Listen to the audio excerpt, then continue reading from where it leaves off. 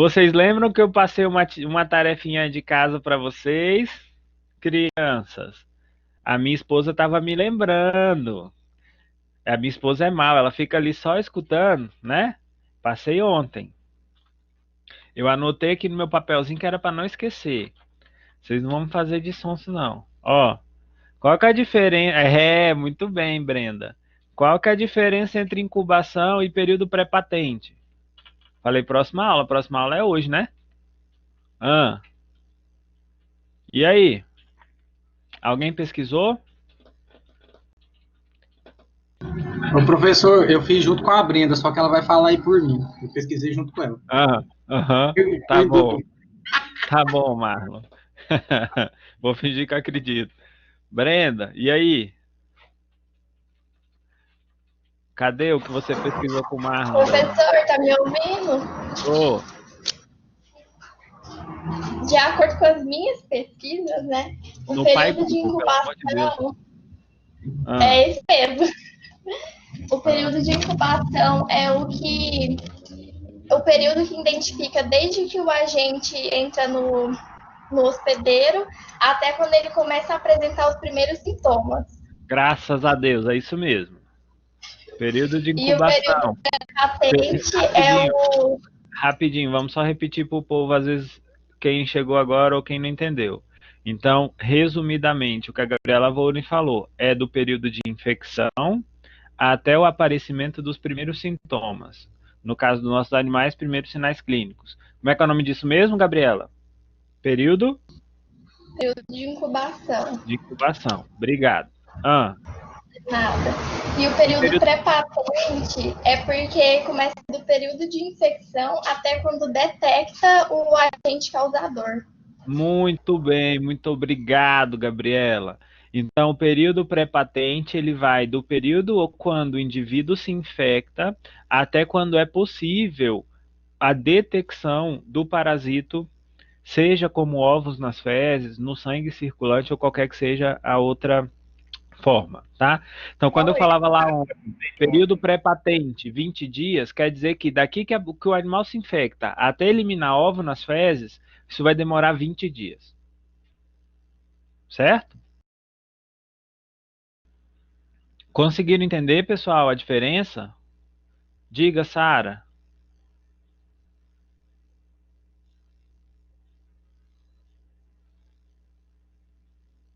O período patente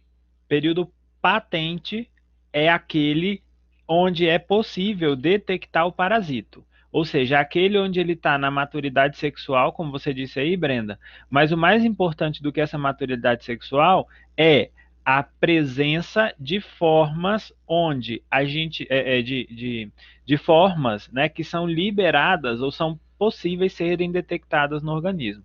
Por exemplo, no caso do coronavírus, né, período patente é aquele que vai ali do terceiro dia dos sintomas até lá pelo 10º dia no máximo, que é quando a gente tem o vírus na garganta, não é isso que a gente faz? Aquele exame de PCR, né? Antes disso eu não consigo ver o vírus, depois disso eu também não consigo ver, tá?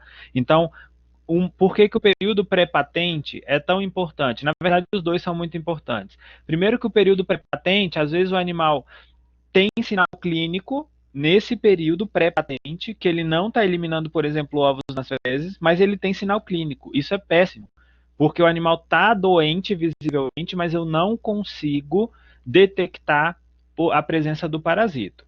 O período de incubação ele também é importante por quê? Porque nesse período, né, desde que ele se infecta até os primeiros sinais clínicos, eu não consigo fazer nada porque eu não sei que o meu animal está infectado. E muitas vezes, né, até ele conseguir ter sinais clínicos, isso já pode levar, o animal já pode ter tido algum comprometimento maior em alguns casos, tá? Beleza? Então, no caso do período pré-patente, ele é importante principalmente no diagnóstico parasitológico, porque se está no pré-patente, quer dizer que não é possível encontrar nenhuma forma do parasito, seja ovos nas fezes, seja a presença de protozoário no sangue circulante, ou qualquer que seja a forma, tá? Tudo bem, crianças? Muito obrigado, Gabriela.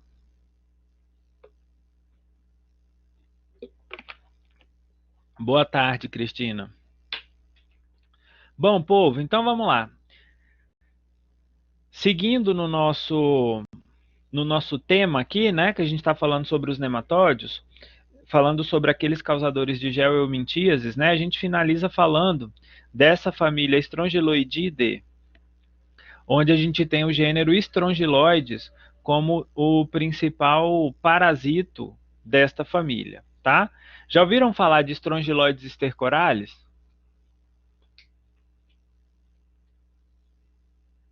Nunca vi? Não. Então, olha só. Esse parasito é um parasito pertencente a uma ordem dita Rhabditida, por conta de características das larvas, né, inclusive dos adultos, que eles têm características morfológicas importantes. Nesse gênero, nós temos Strongyloides stercoralis como a principal espécie, por se tratar de uma zoonose importante, tá? É uma zoonose que acomete humanos, cães e gatos, normalmente, mas além dessa espécie, Strongyloides stercoralis, nós temos também outras espécies de Strongyloides, como, por exemplo, o Ransome, que parasita suínos, o Esteri, que parasita equinos, e o Strongyloides papilosus, que parasita ruminantes.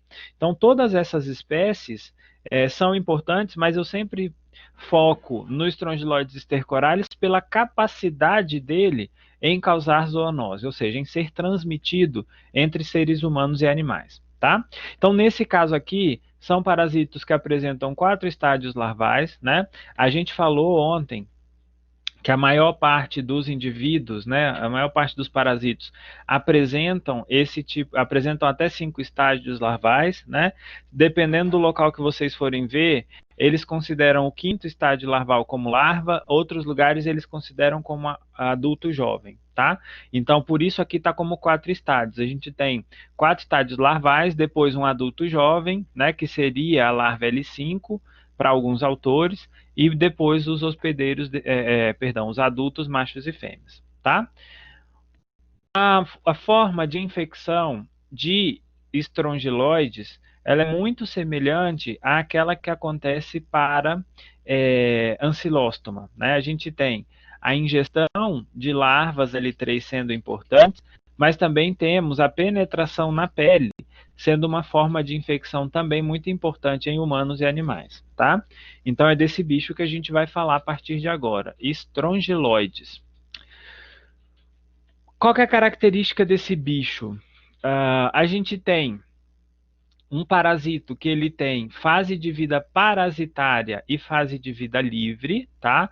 Professor, mas você não falou lá atrás que todo parasito tem uma fase de vida no ambiente? Só que nesse daqui, lembra que eu falei lá, a gente chama de fase de vida livre ou não parasitária, né? Mas que a gente prefere chamar de vida não parasitária, porque o parasito ele não fica ali no ambiente, né? Ele não vive livremente, como o nome sugere. No caso da família Strongyloididae, né, de estrongiloides, nós temos um parasito que ele consegue viver livremente no ambiente, em algumas situações, ou fazem a fase de vida, né, se reproduzem, vivem no hospedeiro.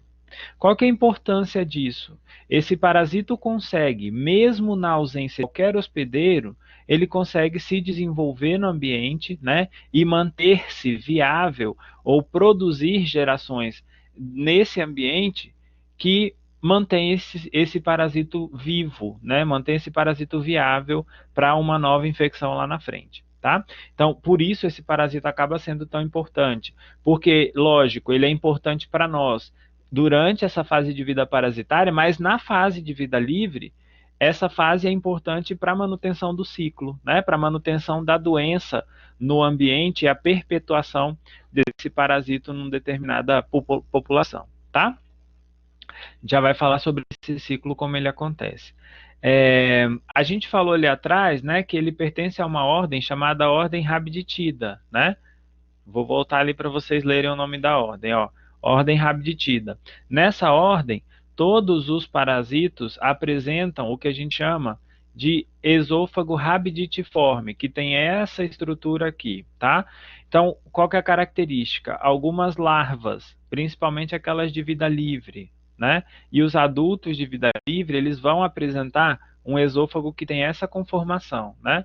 Um esôfago que ele tem um afinamento, digamos assim, que é chamado de istmo, e logo em seguida a gente tem um abaulamento, que é chamado de bulbo, tá? É uma questão morfológica que ajuda muito na identificação da fase de vida em questão, tá?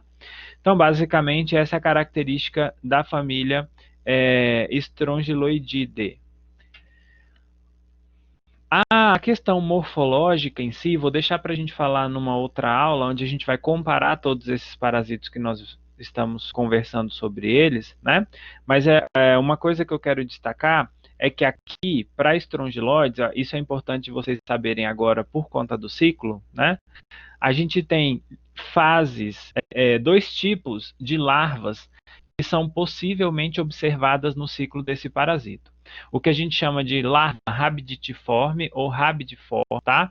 Que é uma larva que tem aquele esôfago do tipo rabiditiforme, né? Que é o esôfago com istmo e um bulbo, né?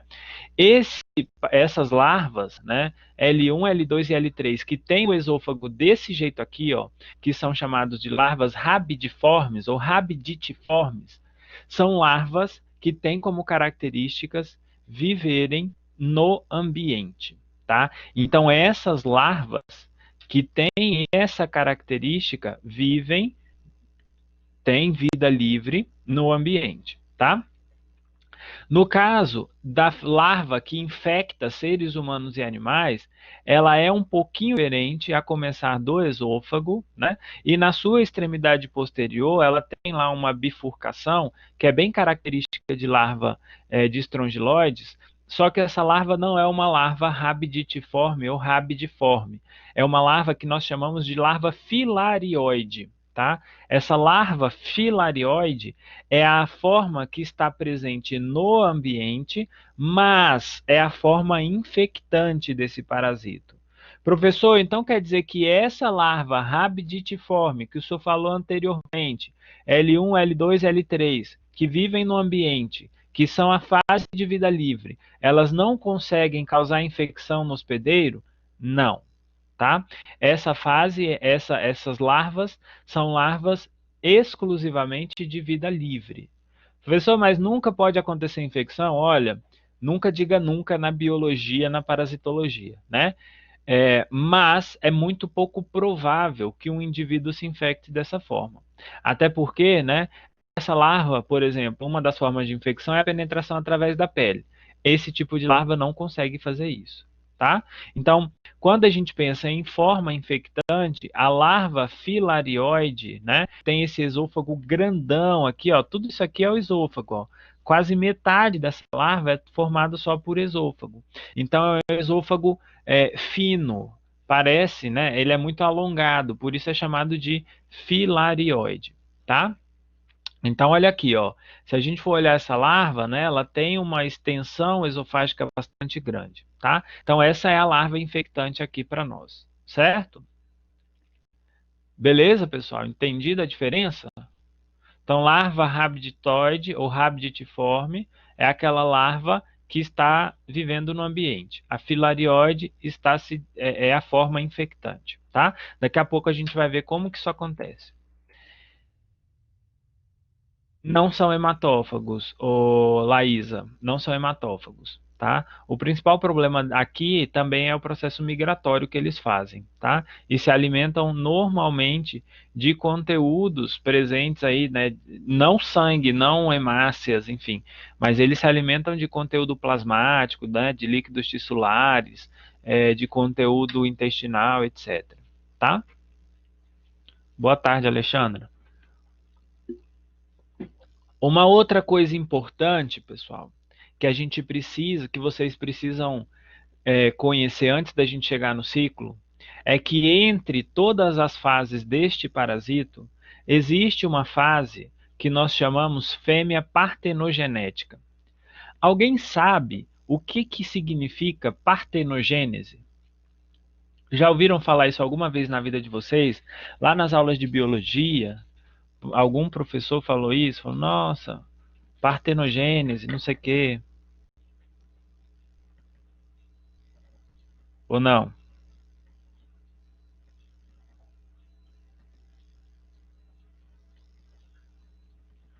Já ouviu falar? Quem já ouviu falar, lembra o que é, não? O que é partenogênese? Geralmente a gente estuda no ensino médio isso, lá na biologia. Não? Partenogênese é uma condição que alguns indivíduos, tem a ver com o embrião, mas é a condição que algumas fêmeas têm de produzir ovos, né, de produzir filhotes, de produzir a prole, sem a necessidade de um macho ou de um outro sexo, né?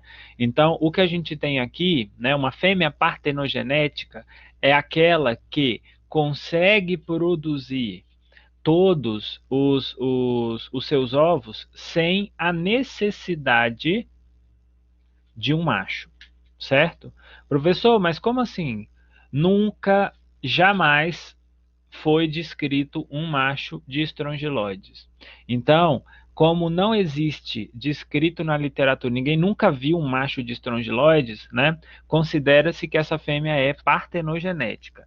Ou seja, na fase de vida parasitária, o único sexo, digamos assim, que a gente tem lá parasitando, né, humanos e animais, é uh, normalmente fêmea, tá? Então a gente não tem machos parasitos de humanos e animais, certo? É uma fêmea que ela é relativamente grande, tá? E ela é também filarioide, ou seja, ela tem esse esôfago, né, do tipo filarioide como as larvas infectantes, tá? Então lembrem-se lá, a gente tem uma fêmea que ela produz por si só, né? É isso que eu chamo de produção independente. Ela produz por si só os ovos que vão dar origem às larvas depois, tá? Então, isso é fêmea partenogenética. Só está presente no hospedeiro, tá? No caso das fases de vida livre, a gente tem fêmeas e tem machos também, tá? No caso das fêmeas e machos, o esôfago é igualzinho ao das larvas, do rabidiforme, certo? Ou rabiditiforme. Então, é um esôfago mais curto, né? Tem uma constrição aqui, enfim. Então, no caso da fase de vida livre, nós temos parasitos machos e fêmeas na fase adulta, tá? Nesse caso aqui, nós temos uma fêmea que é bem pequenininha, normalmente no máximo 1,2 1,2 centímetros de comprimento, tá? Então é bastante pequena esse adulto de vida livre, né? E o macho, ele é menor ainda do que a fêmea e normalmente ele não tem aquela estrutura de bolsa copuladora, né? Ele tem a caudinha enrolada e ele se enrola na fêmea para copular, tá? E apresenta aqui, ó, os dois espículos, que é o que vai manter a vulva da fêmea aberta, certo? Então aqui é uma fotinha dele, ó, o parasito macho, bem pequenininho, os espículos saindo aqui e a caudinha enrolada. Olhou cauda enrolada, pessoal, para qualquer parasito, pode ter certeza que é macho, tá? Se tem a caudinha enrolada assim, pode ser macho. A fêmea, a fêmea a gente tem a cauda bem reta, seja ela fina ou mais grossinha aqui na porção posterior, mas ela geralmente não apresenta, né, as fêmeas não apresentam geralmente a cauda enroladinha, espiralada, que a gente chama, tá? Beleza? Tudo bem até aqui, meu povo? Não. Beleza. Ovos. Os ovos, eles são ovos elípticos, né? São ovos alongados, ovalados. O João Vitor, boa pergunta.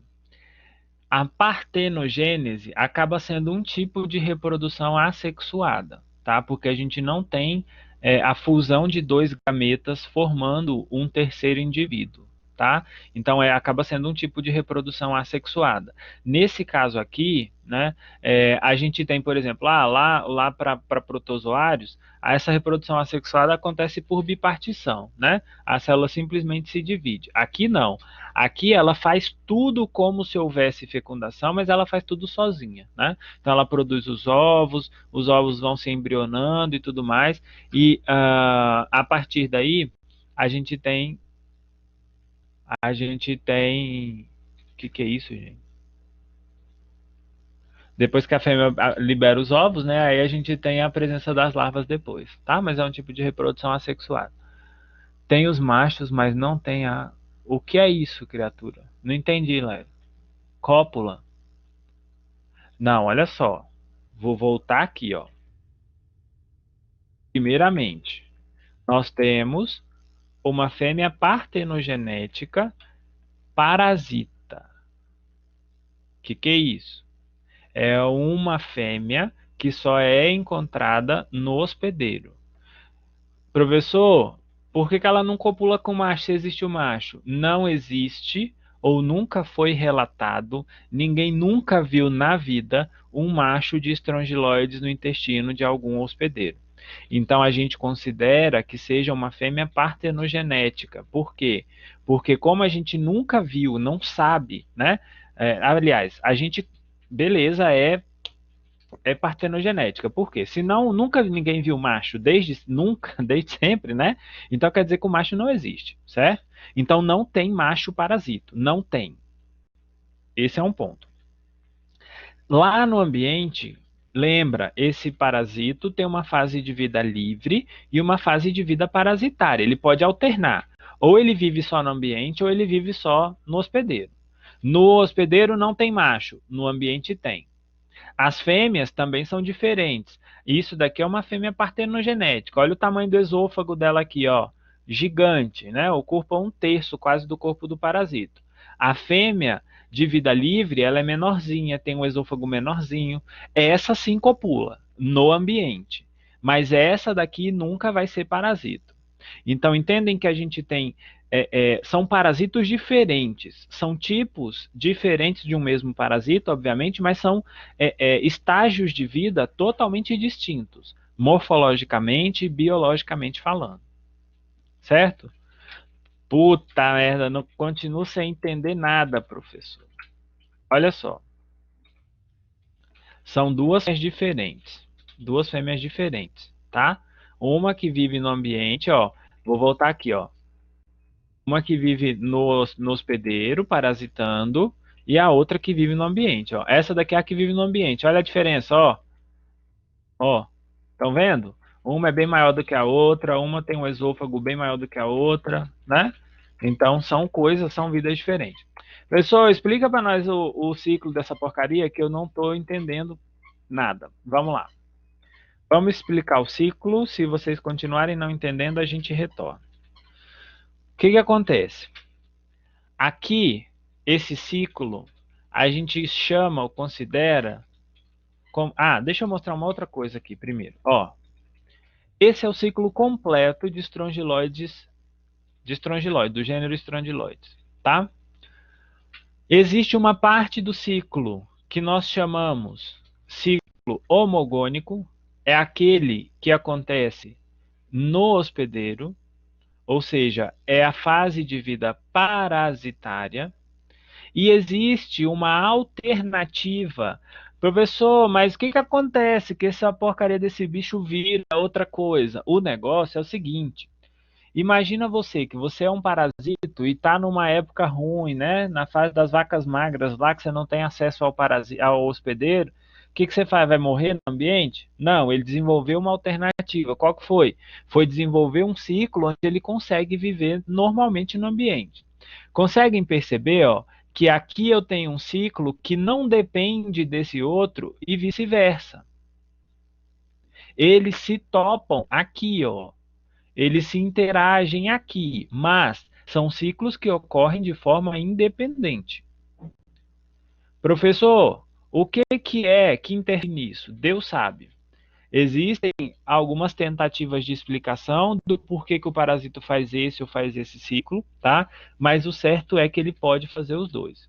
Então, olha só, eu tenho dois ciclos, um ciclo que é dito homogônico e um ciclo que é dito heterogônico, tá? Esse daqui é um ciclo de vida livre. O parasito não precisa de parasitar ninguém. Ele vive no ambiente, se alimenta lá de matéria orgânica, ele está de boa sem hospedeiro. Nesse outro ciclo, ele precisa de hospedeiro para se desenvolver. Então, ele alterna entre fase de vida parasitária e fase de vida livre, tá? Mas não é aquela fase de vida não parasitária que a gente falou para os demais. Aqui é vida livre, livre mesmo. Ele vive lá de boa, desenvolvendo todo o seu ciclo, ó. Ovo, L1, L2, L3, L4, L5, ovo, L1, L... Enfim, ele fica fazendo isso diversas vezes, tá? Estão vendo aqui, ó, que aqui está L5, né? Mas a gente pode considerar L5 como um jovem, como jovens adultos, tá? Então, por isso que lá atrás eu coloquei L4. Então, ele não é um parasito obrigatório, muito bem, Ana Clara, né? É um parasito que ele pode, né, parasitar, mas se ele não achar um hospedeiro, ele não tem diferença. Agora, a L3, quando eu penso nessa larva aqui, ó, ela é o parasito obrigatório, tá? A fêmea partenogenética também é parasito obrigatório. Tá? Mas esse parasito, se eu for considerar o gênero Strongyloides, né, ele desenvolve-se muito bem no ambiente. Vamos ver cada ciclo desse aqui separado. Qualquer coisa depois a gente retorna e eu explico de novo isso aqui, tá? Vamos lá então para o ciclo homogônico. O que é ciclo homogônico? É a parte do ciclo que vai ocorrer onde? No hospedeiro. Então, esse ciclo dito homogônico é aquele ciclo que ele ocorre a partir do momento em que o indivíduo tem a ingestão ou a penetração de larvas L3, então um bovino, um suíno, um ovino, um ser humano, enfim, né, que ele se infecta dessa forma, ingerindo L3 ou tendo essa L3 penetrando através da pele. Uma vez que essa L3 penetrou, e a infecção acontece semelhante ao que acontece para os demais que a gente viu, né, exceto tricúris, ancilóstoma e toxocara seguem a mesma lógica, né? Então, aqui o que a gente tem, ó, o parasito vai penetrar no hospedeiro, a L3, lembram daquele ciclo de Loss, aquele ciclo migratório que passa pelo pulmão e vai chegar, o parasito vai chegar até a cavidade oral? Vocês lembram disso? Lembram, né? Deus é mais, tem tanto de cachorro querendo subir aqui. Então, nesse caso, o que é que eu tenho? O parasito penetra, faz a mesma migração, tá? Exatamente a mesma migração. Ele vai parar lá nos pulmões e a partir daí, a partir do momento em que esse parasito chegou no pulmão, lá nos alvéolos, ele vai fazer a sua troca, né, nos bronquíolos para a L4, a sua muda. Uma vez que ocorreu a muda do parasito AL4, ele vai começar a subir de novo em direção à cavidade oral. Lembram-se, é um ciclo migratório e o parasito ele precisa, né, migrar em direção à cavidade oral para chegar até o intestino, que é o local de parasitismo dele.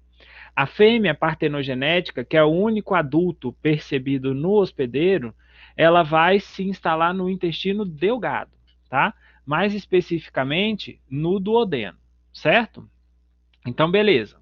O parasito penetrou no intestino, caiu lá na corrente sanguínea, a cachorrada hoje aqui está animada, caiu lá na corrente sanguínea, subiu, foi em direção aos alvéolos, dos alvéolos, ela migrou, né, a larva L3, que se transformou em L4, vai subir até a cavidade oral, é deglutida e vai chegar a L4, vai chegar até o intestino desse bicho, se transforma em adulto, em fêmea partenogenética, e vai começar então a produzir ovos. Uma vez que essa fêmea partenogenética começa a produzir ovos, esses ovos são eliminados juntamente com as fezes, tá?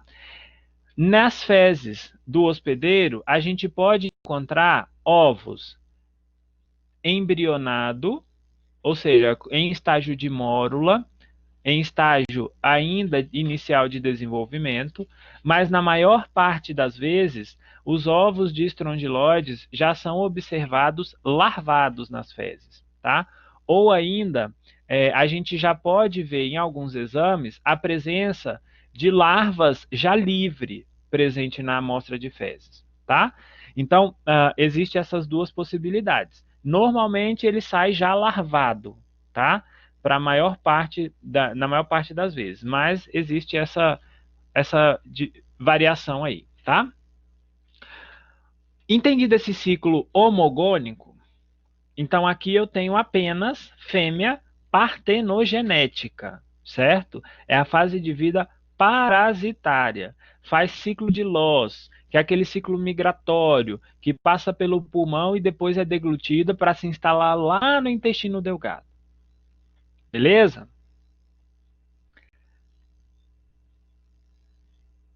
Ele vai de L1 a L3 no ambiente naturalmente. Daqui a pouco eu mostro para vocês, né? Mas quando o ovo sai, né, o ovo larvado ou simplesmente a larva já liberada, essa larva se alimenta no ambiente, vai de L1 a L3 se alimentando no ambiente livre, fora do ovo, tá? E aí lá ela se torna larva infectante, ou pode se tornar larva infectante, certo? Esse é o ciclo homogônico. Por que é homogônico? Porque aqui eu só tenho fêmea. Por isso é chamado de ciclo homogônico. Eu não tenho sexos diferentes. Eu não tenho macho e fêmea. Eu não tenho formação de gametas masculino e feminino. Certo? Tudo bem até aqui, meu povo?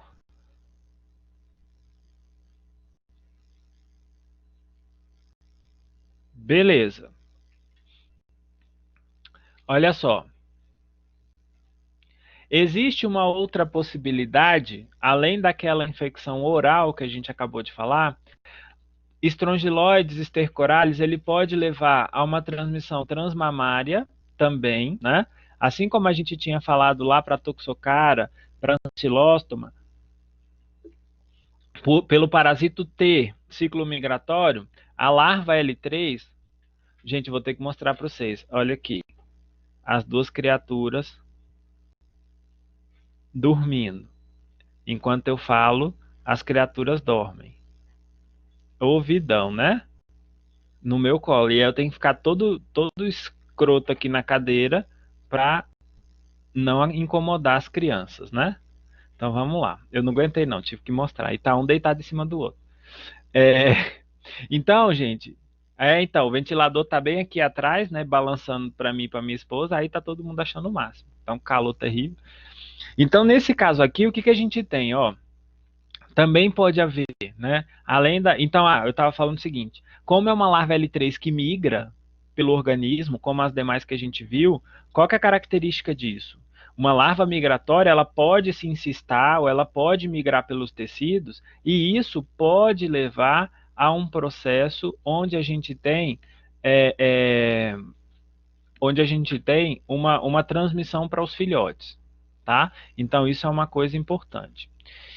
Uma outra coisa que pode acontecer é o seguinte: existe a possibilidade das larvas. Lembra que eu falei, a casca do ovo ela é muito fininha, né? E ela, normalmente o parasita ou sai dentro do ovo larvado, ou ainda essa larva já sai de boa, né? Já sai livre. No caso do Strongyloides estercoralis, isso pode acontecer uma autoinfecção. O que significa isso? Essa larva que é eliminada, que está dentro do ovo e que é eliminada pela fêmea partenogenética, ela pode sair de dentro do ovo e penetrar a mucosa intestinal antes mesmo de ser eliminada pelas fezes. Então, isso é o que a gente chama de autoinfecção. É a larva conseguindo, após sair do ovo, ela consegue penetrar na mucosa intestinal, porque ela sai do intestino delgado, né? Até que essa larva chegue no intestino grosso, ela pode ser liberada. Então, ela pode penetrar lá no intestino grosso. Ou ainda, essas larvas podem penetrar na região perianal. Então, às vezes, uma criança fez cocô na roupa e essas fezes ficam ali por alguns minutos, essa larva pode penetrar através dessa região perianal, tá? Então, é uma possibilidade também. Apesar de que a penetração direta através da pele, né, e a ingestão são as formas mais comuns de infecção, tá? Mas essa daqui também são possibilidades importantes, certo? Tudo bem, crianças?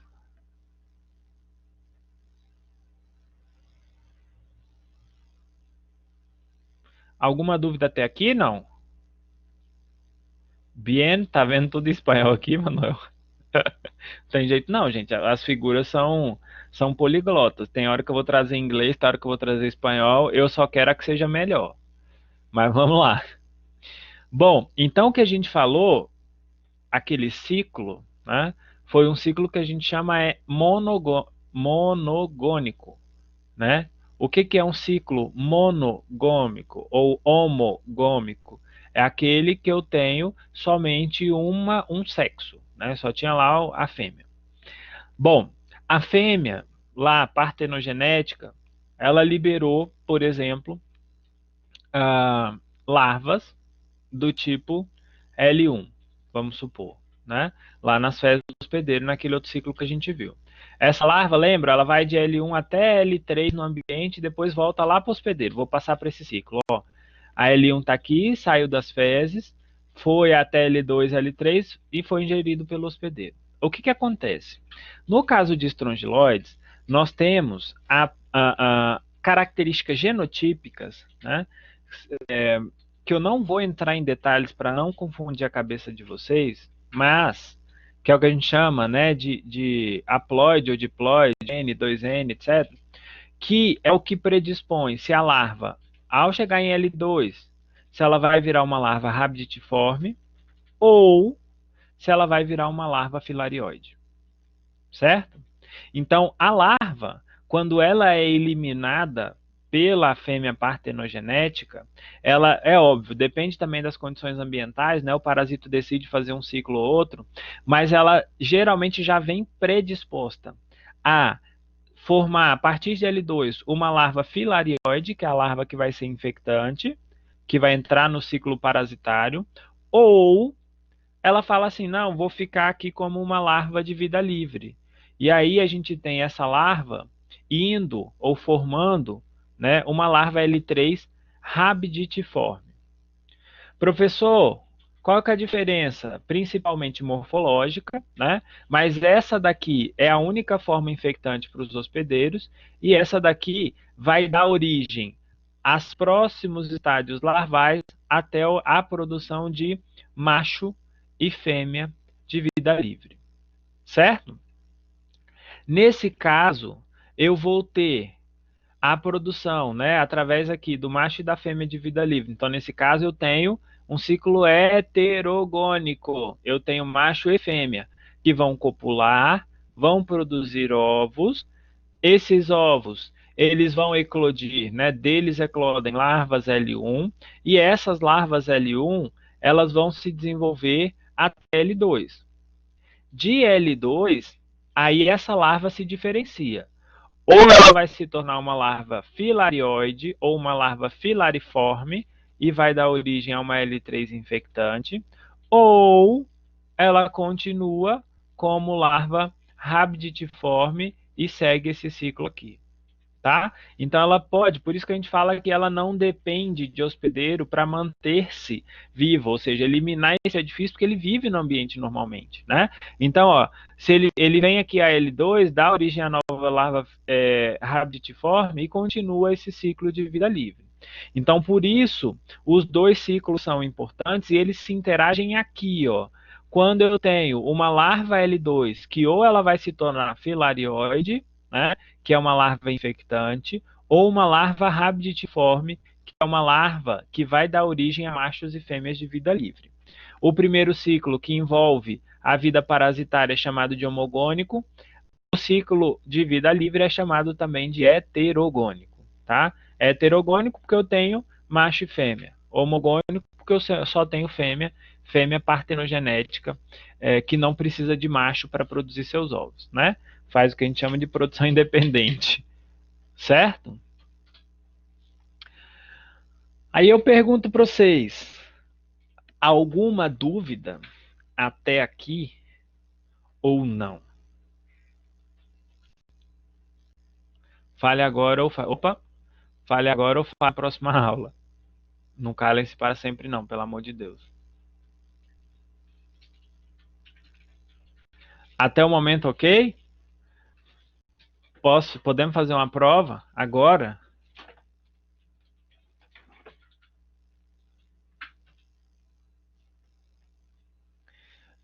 O ciclo homogônico é um ciclo de fase de vida parasitária, certo? O que é a fase de vida parasitária? Nesse caso aqui, o que eu tenho? Uma larva que, lembrando sempre, pessoal, vou voltar aqui, ó. As larvas são diferentes. Eu tenho uma larva que é chamada de rabidiforme ou rabiditiforme, tá? Que é essa que tem vida livre. E eu tenho essa larva, que é a larva filarioide, que tem vida parasitária, ou seja, a forma infectante desse parasito, certo? Então, não é que simplesmente a L3 vai infectar ou não. Ela precisa ser infectante, tá? Se for uma larva dessa daqui, que é do tipo rabiditiforme, muito provavelmente não haverá infecção, tá? A infecção só ocorre a partir de uma larva do tipo filarioide ou filariforme, que é a larva infectante para os mamíferos, né? Então, resumindo, no ciclo homogônico é o ciclo onde eu tenho a infecção a partir de uma larva filarioide e eu tenho uma vida parasitária que esse parasito desenvolve. No ciclo heterogônico, é um ciclo onde não existe a necessidade de um hospedeiro, ou seja, ele vive no ambiente naturalmente, acontece todo o ciclo aí, de L1 até adulto, macho e fêmea, né? Acontece tudo no ambiente sem a necessidade de um hospedeiro, certo? Tudo bem, crianças?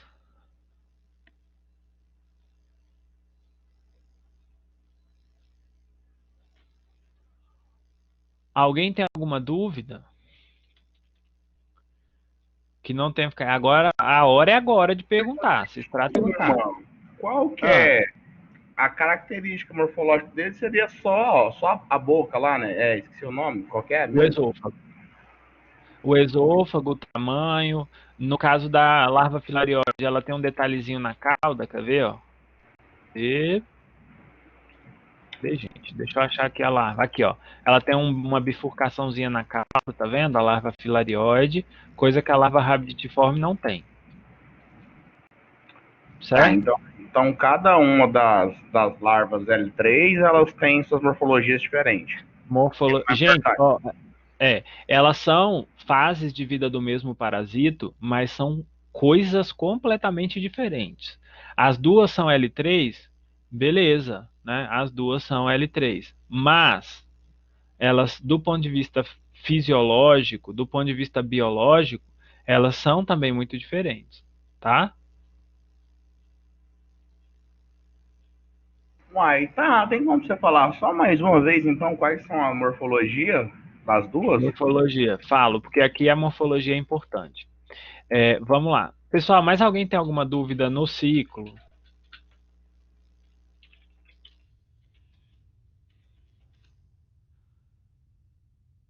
Vamos lá. Morfologia, ô Manuel. A gente tem... Espera só um pouquinho. A gente tem aqui uma fase de vida livre. Basicamente, o que muda? Essa é uma larva que apresenta um esôfago bem curtinho e que esse esôfago ele tem um estreitamento que a gente chama de istmo e no seu finalzinho aqui a gente tem um bulbo, tem um espessamento de novo, tá? Então, nesse caso aqui, é um parasito que só acontece no ambiente. Essas fases de vida larvais que têm essa característica só acontecem no ambiente, elas não são parasitos. Quando eu penso na larva filarioide ou larva filariforme, ela tem um esôfago que ocupa aí quase metade do corpo. É um esôfago muito longo, a gente consegue ver aqui, ó, Manuel. Tá vendo aqui que é um pouquinho? Deixa eu aumentar isso aqui. Tá vendo aqui, ó, que eu tenho uma diferença? Essa parte aqui parece que é um pouco mais brilhosinha, né? Aqui eu tenho uma divisão, ó, dessa parte anterior para essa.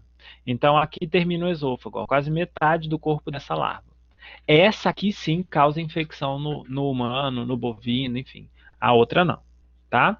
Então isso para as larvas. A diferença básica está no esôfago. No caso dos adultos, a gente tem o tamanho, a fêmea partenogenética ela é bem maior. De novo, não existe macho parasito nesse gênero, tá? O que existe é fêmea partenogenética, que produz ovos, produz por produção independente, sem precisar de macho nenhum, né? Ela simplesmente vai lá e produz uma reprodução sexuada, tá? Por isso o ciclo é chamado de homogônico, tá? Então, essa é a característica de fêmea partenogenética. Além dela ser maior, o esôfago também ele é bastante comprido, né? Chegando aí a um quarto, um terço da extensão de todo o corpo do parasito, certo? No caso dos estrongiloides da fase de vida livre, são parasitos bem menores. O esôfago é do tipo rabiditiforme. Então, lembrem sempre, filariforme, parasito. Rabidiforme, não parasito.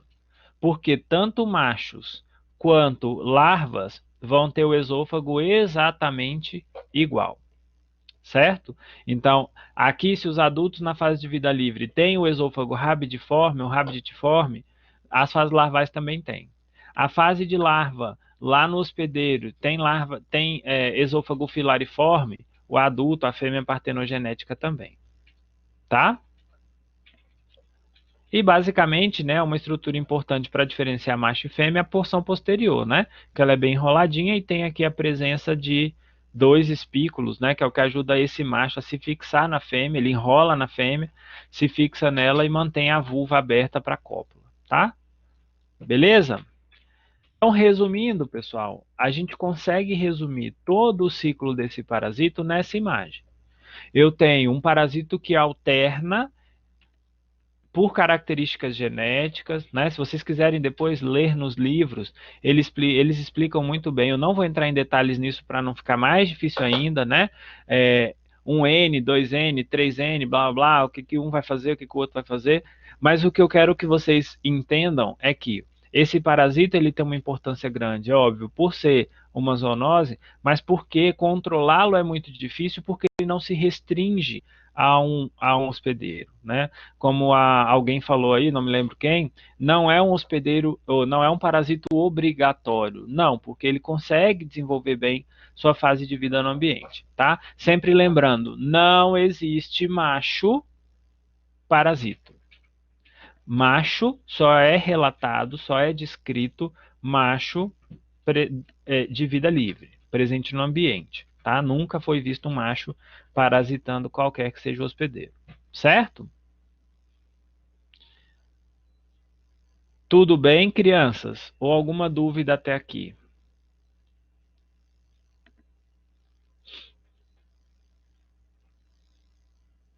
Certo? Podemos passar? Ou alguém agarrou no ciclo aí ainda? Importância médico-veterinária, é o que a gente vai falar agora, né? É um parasito que, né, no caso de Strongyloides stercoralis, ele é um problema porque parasita cães, gatos e nós humanos, né? E qual que é a importância dele? Por ser um parasito que penetra na pele, a penetração faz com que haja uma irritação na pele, coceira, o que pode levar a uma dermatite e predispor a infecções secundárias, né? Mas a gente também tem a fase migratória. Lembram? Sempre que o parasito migra, ele pode predispor a algum problema hemorrágico, ele pode predispor, nesse caso, como ele passa pelos pulmões, a bronquite, né, a inflamação dos brônquios, pode predispor a pneumonia, né, porque ele vai lá, rompe, né? Faz todo um processo inflamatório, isso pode predispor à infecção bacteriana secundária, certo? Então, essas são algumas das importâncias. No caso do intestino, professor, ele é importante no intestino? A fêmea partenogenética causa problema? Olha, dificilmente causa, tá? De novo, assim como o toxocara, assim como a ancilóstoma, a principal importância aqui também é em animais jovens ou animais e pessoas que tenham algum tipo de imunossupressão, seja por uma infecção bacteriana, por uma infecção, né, qualquer que seja ela, que é anterior a estrongiloides, seja por uma doença autoimune, enfim, qualquer que seja o problema que cause imunodepressão, utilização de corticosteroides, por exemplo, né, qualquer que seja o motivo, o indivíduo ele pode desenvolver problemas clínicos graves. Agora, quando isso acontece, aí sim, o indivíduo pode ter, por conta da erosão das vilosidades intestinais, coisa que acontece para quase todo parasita intestinal, né? O animal vai ter enterite, vai ter diarreia, a diarreia pode e vai levar a uma desidratação, a má absorção alimentar. Então, é aquele indivíduo que ele demora muito para crescer, né? É um indivíduo que ele é sempre o mais magrinho, é aquele indivíduo onde você percebe que, mesmo você dando comida para ele adoidado, o hospedeiro não vai para frente, né? O animal não vai para frente. Então, alguma coisa errada tem aí, tá? Então, de novo, professor, um animal adulto vai ter problema com estrongiloides? Olha, dificilmente, tá? Dificilmente mesmo. Agora, um animal jovem, né? Principalmente nessa fase de vida migratória, aí sim a gente pode ter problema, tá?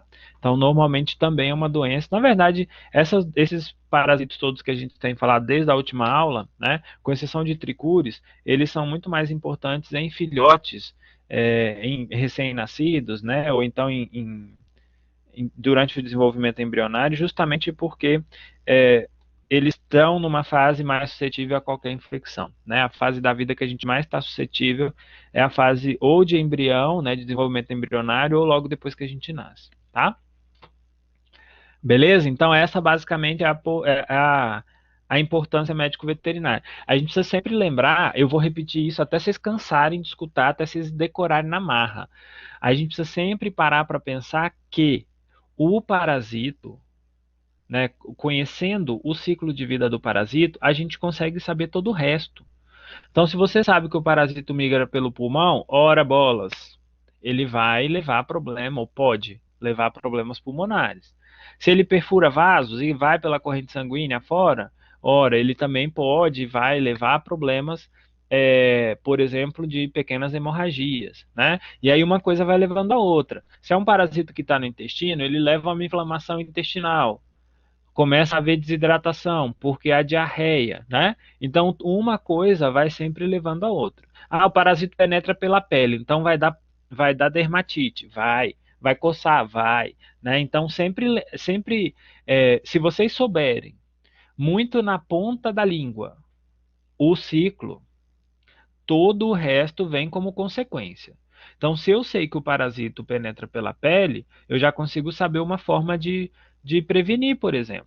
O simples fato de não andar descalço num ambiente contaminado ou possivelmente contaminado, isso já é alguma coisa, né? Então, uma criança vai brincar num parquinho de areia, beleza, deixa ela de chinelinho, né?